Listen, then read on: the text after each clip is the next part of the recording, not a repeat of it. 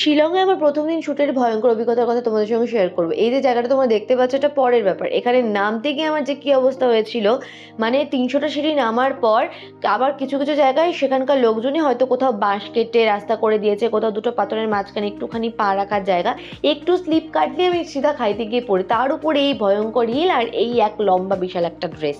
মানে literally shoot complete করে যখন আমি ওপরে উঠলাম কান্নাকাটি করে, তখন আমার একটা জুতোর সোল খুলে পড়ে আছে কোথাও, আর একটা জুতোর সোল মানে জুতো দিয়ে ঝুলছে।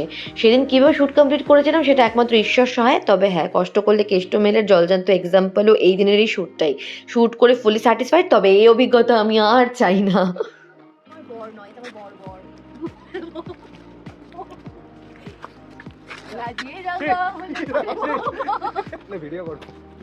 गुस्सा मारूंगी, चप्पल से मारूंगी।